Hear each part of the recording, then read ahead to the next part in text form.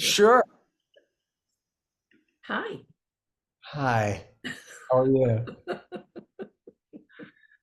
It's good to see you. You too. It's What's been a going while. on? Yes, yes. Decades, maybe. Yes, decades. Is it better now or was it better then? Hmm. Wow. It's really, really good now, Hmm. with the exception that the world is falling apart. But Hmm. uh, but I am pretty amazed at how great life is. Would you have been surprised to know that life was going to be this great 20 years ago when you couldn't imagine being 20 years older? That's a good question. Well, I think that at least my life is it's constant adjustment. Uh, very little that I have planned in my life has gone the way I planned, Mhm. so I'm just constantly adjusting to like, okay, now we're gonna have gray hair, let's say, or I know I now. feel the same way, but you'd never know. Right. And so there's it's just adjusting to what it is my life is. And Like, and that's a wonderful, it's like I'm reading a novel. I don't know where it's leading, and there's surprises and a few setbacks, and then, you know, in retrospect, it's like, wow, I'm really a fortunate person. I think that that's a gift because I feel the same way. Um, that you just don't know what's going to happen. But 20 years ago, if I thought, oh my God, when I'm 20 years older, it's going to suck. And I don't feel that way at all. It actually gets better in different ways, except for like my joints and stuff like that. But let's talk about I'm sure a lot of people who are watching this actually know you or know who you are, but for those people who don't, Most. so Glenn and I met like 1991-ish when you were doing what basically I was doing, trying to write songs with artists and Hmm? pitch songs to artists. You Yeah. played a lot more instruments, you were a lot more musical. But since then, and we'll get back there, since then, you've had that big song with Patty Smyth, Love Just Ain't Enough. Actually, that's right around when we met. And you've written for a lot of other people. You've toured with Styx. You were a left-handed player filling in for Paul McCartney in Beatlemania. Something like that, Have your yes. weeklings, Yeah. and you do benefit concerts at Christmas. Mhm. So is it pivoting or is it just anything that, I mean, you're a lifer Yeah. and wake up every day and you live the life and you make music any way you can, Hmm. right? And, you know, it's been a while. And I imagine that's never going to stop for you. So, No. No, I don't know what else I would do. I mean, from time to time I joke about, maybe I should do something else. um, And I don't really at know how this to do point, much. what are you going to do? I know, I know. Well, there's some things I've been painting lately and stuff, but it's not going to support me the way music seems to, constantly, and yeah, what the younger I was, the more opinionated I was about music, and now I really feel I congratulate everybody and anybody who can make a living, or can have success or anything in a business that is as changing as this one. And that's the other thing. I started by saying that I adjust over time in my life. And I think that's what you have to do with music. I mean, since I met you, which is, you're saying 20 years ago, Oh, more than that. well, but only 30, I Yes. think. I think 30. And the music business is very different It's a whole now. different business. It's a whole different thing. It's so different. And you and I are both veterans in that, and manage to keep going and keep finding our way and keep creating, which is a really great thing. Creating is it's a great thing, and on occasion I have experienced little bouts of writer's block and things like that, but then I just kind of jump back in and it comes back, and that's pretty important too, because I do know a lot of people who have been in the business, songwriters who have been in the business a while, that they just, something happens and they hit a wall and it's all over. But I What could still happened? write. What What is it happened? that happens? That's a really good What do you question. mean? They hit a wall and their career is over, or their motivate, or what do you mean? Yeah, I mean that their creativity for writing songs anyway is kind of over. Um, and why that happens, I don't know. Maybe uh, like when you're a kid, when you're a teenager or whatever, like I started very young making songs up. And there are no rules, although you tend to imitate the people who you love the most listening to. So you imitate, so it's not very original. And it took me years to get to anything that sounded semi-original.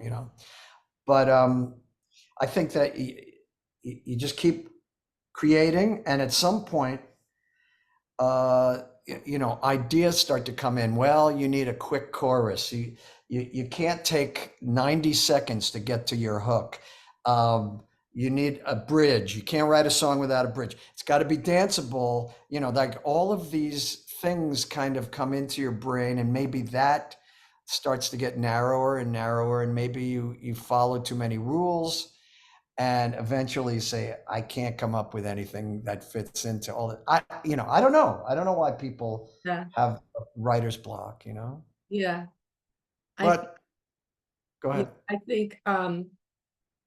I mean, I think we all do. I, I just, I have learned getting older that I don't give it the power. I don't panic anymore. I'll go do something else Yes. because it's a muse that has a mind of its own. Yeah. And Yeah. sometimes working with somebody else, they could jumpstart you, right? Um, I think you have the DNA, though, of a lifer, somebody who just keeps reinventing, not even reinventing in a calculated way. You've just got music coming out of your pores. Who were you being influenced by before you found a way to be original? Oh God. I mean, The it, Beatles. it totally goes along with my lifetime. Like my earliest memories were the 60s. So music from the 60s, especially and obviously the Beatles and Bob Dylan and Jimi Hendrix. Like I fell in love with those artists. And then, when James Taylor came along, I became, James Taylor in my brain. And I started to write songs and sing songs That's a good about being a title. loner. James Huh? Taylor in my brain. It's a, Yeah. it's odd, but and okay. And then when you wrote Sometimes Love Just Ain't Enough with Patty, Yes. right? And so was that your first big thing? Was that your first big commercial smash? Yeah, for sure. Yeah. Yeah. And did that change your life? A little bit. Yeah. Validate you in your mind, or were you already validated and you were Well, just you know how this is. Yes, validation. You know that you believe in your art. You know that you think you're doing good work, but you're knocking on the door, and it is validation once, well, at least at that time, when somebody calls you up and says you're on the charts and you're in the top 10 and you're number one and all this, like that makes you feel like, I knew it, I knew it all along. See, everybody, see, I really know it. But, and then you grow up a little bit, and then you don't have that second hit. Right. And it's, wait, everything I do isn't like, everybody isn't going to like pay attention to me. So you just keep working and working. Oh It's my great. God. Do you know Phil Thornelli? No. He wrote the song "Torn" with Scott Cutler and Ann Previn. And I was in London recently, and I met him because 2 years after "Torn" was this huge hit, he came to LA on a writing trip, and he had 10 co-writes scheduled for him, and they all canceled except for me. And he said, it's like I had this huge hit, and 2 years later, it had all cooled off and all these new people had moved in. But I loved that song, and I was intrigued by him, and we just got together, and we're still friends. Yeah. I feel like you and I had a connection when the business was very fertile for people like us. We didn't have to have an artist in the room, Mhm. right? Except when we had Cardi and Wendy. Yeah, yeah. And Which I was ran into Carney a couple of weeks ago, and she goes, "Oh my God, do you remember that song, You Fucked Me Over?" I'm like, that we all wrote together. I'm like, Carney, I can't believe you even, but it's still on her mind. I remember songs I wrote from 20 years ago better than songs I wrote here. yeah, and that's I don't something. know if that's the elasticity in my brain, or they were better, or we spent more time on them. I don't know. But I love that there's a place. I mean, I was in a really big funk like 8 years ago because that era of my life was sort of ending, and I didn't know what else to do. You just seem to wake up and figure it out and do something else. So how did Beatlemania come about? And did you turn your guitar over? No, you're a lefty, but you don't. Yes, you do turn your guitar over. You play lefty. Uh, eh, Unorthodox though. I take a right-handed guitar and hold it the wrong way. Right. Wait. Well, that's what playing lefty is. You Like in other words, Paul McCartney and Jimi Hendrix, they're lefties, but they'll take, they'll reverse the strings. They'll hold it the other way. I hope this doesn't make it right. And the low E is on top. for Paul and Jimmy, but not for Glenn. Interesting. So do you Right. In other strum words, backwards? I grew up in a house where I had an older brother who had a nice guitar, right? And it was a right-handed guitar. And I actually, for a while, I had a left-handed strung guitar, but I preferred his guitar was nicer. So I just learned how to play on a right-handed instrument. So it had So nothing to do with you being a lefty. It had to do with the fact that he had that guitar. yeah, but I wanted to hold it lefty, you know? So Uh, if your low E is on the bottom, yep. do you strum it backwards? Sometimes I go that way, but sometimes I go the other way. You know, I wonder if that those changes choices. your sensibility or your palate. It's almost like a different tuning. Almost. It's a Yeah. different voicing. And there's some things I can do that are harder for right-handed people, and vice versa. Uh, yeah. So it's a little crazy, but first of all, when you're self-taught, it's all relative. Um, Second of all, there was also on PBS there was a How to Play Folk Guitar series. I was like 10 or something, and I just learned from her, and I did You know, I did the transposing, so to speak. You know, and this kind of goes along with what I said earlier that I adjust, adapt. It might have to do with me being left-handed. It also just might have to do with my personality. I, you know, if I go on stage and they say, "Okay, listen, we're having a problem tonight, and your voice is not going to be in the monitors," I say, "Well, that sucks, but okay, let's go." And I get used to hearing my voice. Let's say that's an example, but I'll get used to hearing my voice coming out of the house speakers into the crowd, you know, into the venue. Um, I don't really, I don't really complain a lot.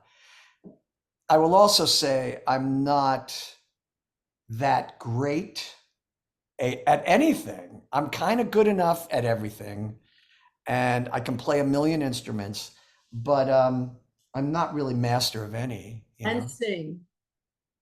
A little bit, yeah. Come on. And You sing. know, I think I used to be a better singer than I am now when I listen to my 80s records and stuff like that. But let me go back. So a friend of mine, Beatlemania had been on Broadway about a year or two, and a friend said, you know, I saw an ad in the Village Voice. They're looking for Beatle lookalikes. And so and I had an attitude. I thought, this is jive, guys dressing up like the Beatles, you know. But I thought, well, it's a show on Broadway. So I auditioned, and because I'm left-handed, um, and my eyes were a little droopy, and Your hair was dark and long. yeah, my hair was not this. I didn't look like this at all, you know. So I got the gig. So I spent a couple of years portraying Paul in Beatlemania, which was a great experience. And it also it taught me a lot, and it taught me how to tighten up my trip and get more serious about performance and stuff. But yeah, so that's how that happened. That's just like dropped. I think that when one has a positive attitude and can adjust, that opportunities reveal themselves. Do you ever read the book The Alchemist? I know of it. I haven't read it. So good, and it's when you really believe and you go forth in life as if things you don't know what's going to happen, but you have this vision, then the universe, you jump into this channel and the universe conspires with you to bring you things. Once you start doubting it, the universe pulls back and you're just positive and things come to you like that. Why did you move down to Asbury Park?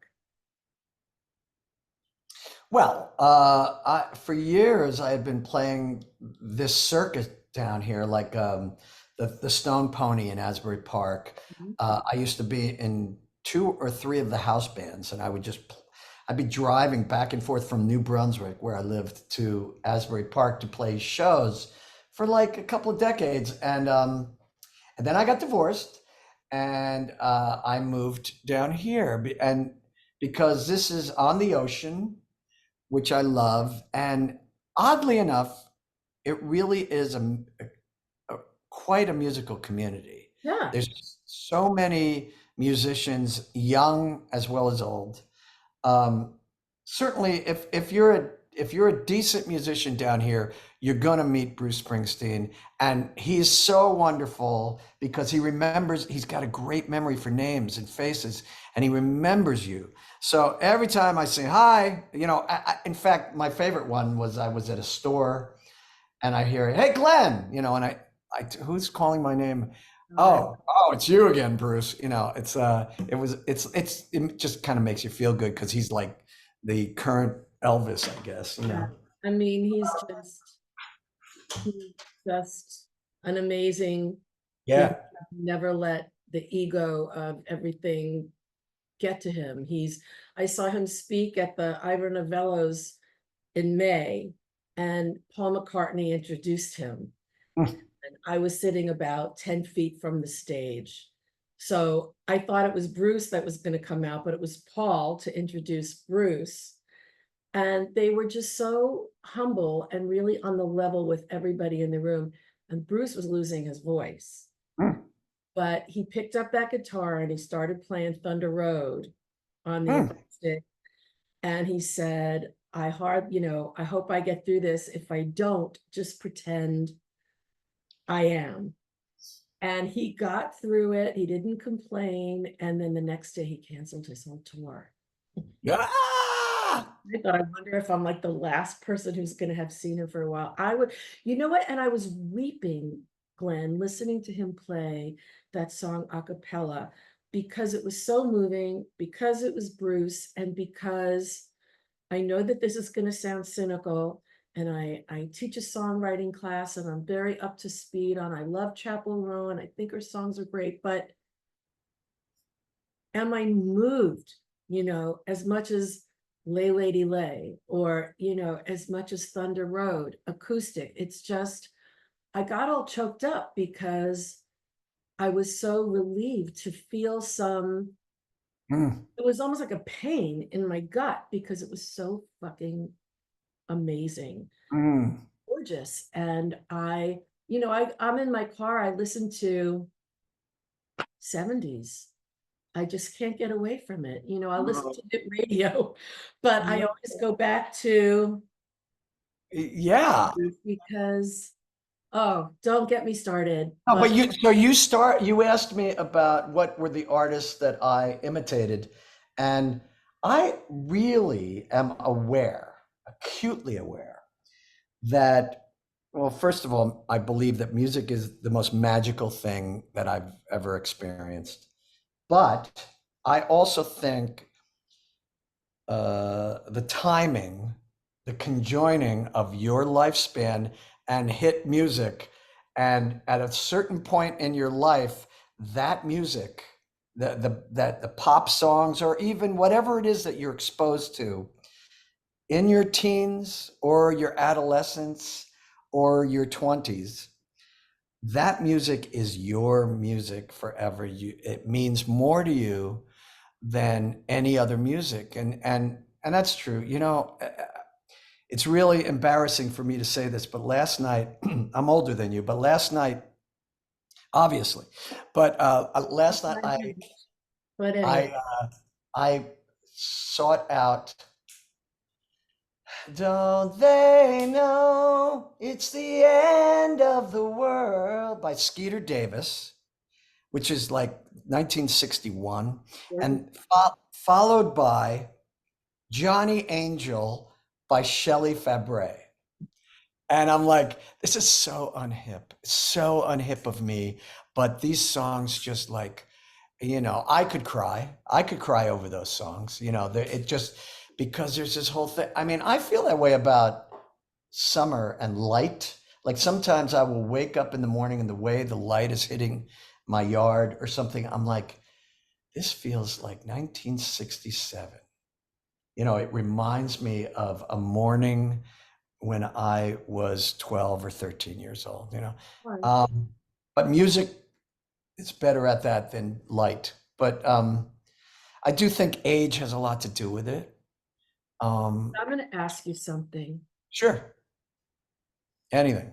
I've heard that before, and we've read about that before, and it's a phenomenon when you're hearing the music that you associate with you're coming up in the world and you're falling in love for the first time.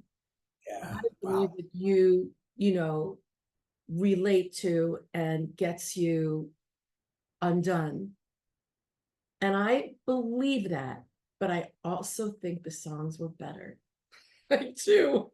I think that right now it's more and with the exception, like I heard Driver's License and I thought masterpiece. I heard What Was I Made For, Billie Eilish, masterpiece. Yes. These are like, I feel like they're exceptions, that songs now are so much more vibe, and back then they were songs. So I know everybody thinks their generation was, but I know ours was. I know it. I just do. I just know it. Well, one thing I will say, I am not going to go on record to agree with you, even though I privately do. I know. But um, the people that were making music, pop music,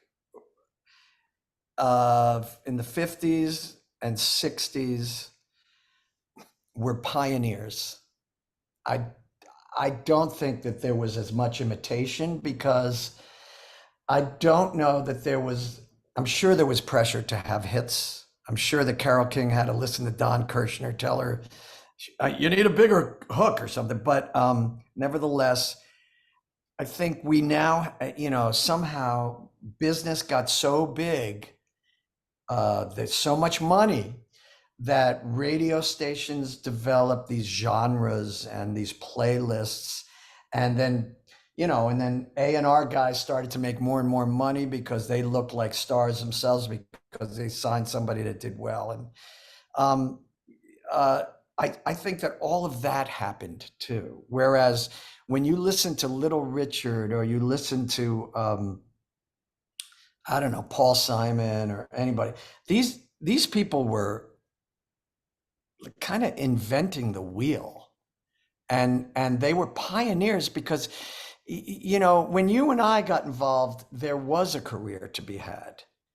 um I'm I feel like the songwriters of the 50s, uh they didn't expect, I don't think, like even the Beatles said they didn't expect to have a long career. They thought, hey, we'll have a couple of hit records and then we'll go find something else. I mean, uh so the business exploded in such a way by the time that we showed up, that it was like, well, maybe I can write a bunch of hit songs. Maybe I can be Henry Mancini or something. But so that's my little point about why it seems that music was better, and maybe it was more, ethical, not ethical. Maybe it was just more personal or something. I mean, the fact that Carole King was this young girl that spit out all of those great songs for decades. Um, Well, I mean, a lot she's of those obvious. lyrics, Yeah, I know. a lot of those lyrics. I know. I But know. then No, you just have those to, people were brilliant. Adam and I were listening to Don Henley the other day, the end of the Innocence, in the car, just listening to the lyric and going, it's deep, or the heart of the Sure. matter. It's deep. It's more than just one layer, really gets into it. And je ne sais pas. Well, it's I'm so glad. Don't you ever have these moments where you're so glad you came up when you did? oh, That totally. you have this Totally. plethora of pioneers. And do you ever think about, would they even stand a chance if they came out now? Would they get the yellow or the gold ticket on on American Idol or something? It's it's about, I don't know. Let's talk about good things. Highlight of your career, aside from David Stam putting us together and working with Wong. Who put us together? David Stam. Wow.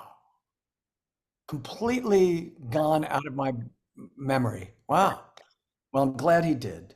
Yeah, me too. Um, High point,